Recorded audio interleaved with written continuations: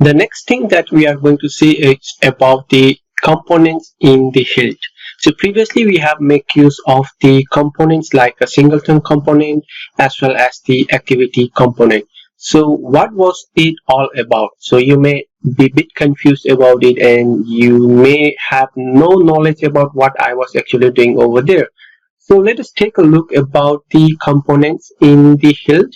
And for each Android classes in which you can perform a field injection, like previously we did a field injection, there is an associated Hilt component that you can refer to in install in annotation. So whenever we make use of install in annotation, we can set the associated Hilt component for it, and each Hilt component is responsible for injecting its binding into a corresponding Android classes, which basically means that whenever we anoint using act install in and set the Hilt component over there, we are saying that it is responsible for injecting that particular the dependency of and its binding to that corresponding Android classes. So let's say if we say singleton component install in the singleton component, then we are saying that it is responsible to inject it into the its binding, or the we can say the dependency injection into the application level or the application class. So here you can see that we have a Hilt component and inject for.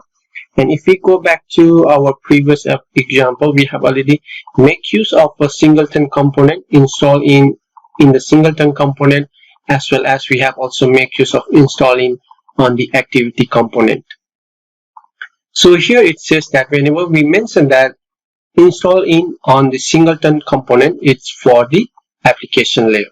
So we have, whenever we mention that installing on the singleton component, we are saying that it is injecting or it's binding to the application layer or the application class that we have previously created in our application. So if we go over here, yeah, over there. And the next is the activity retention component. It's not available, so this is, we seldom make use of it, and it's not available for the injection. And next we have a view model component, which is available for injecting in the view model. So whenever we mention that installing on the view model component, then it's available for all of our view model. And whenever we say activity component install in the activity component, then it's available for all of our activity classes. And then we have the fragment component, and whenever we mention that install in the fragment component, that then it's available on the fragment component or the fragment classes. And view component is available for all of the views and the view classes, right? And for the view with the fragment components, and with the, it says view annotated with the with fragment binding.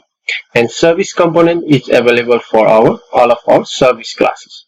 So this is something like a layer, you can say. We have on top layer we have a singleton, which is basically lives as long as the application, and it's available for all of our on the top layer of the application. So application class is always the top layer of your Android application. So whenever we mention that singleton, it basically means that it's available throughout your application classes.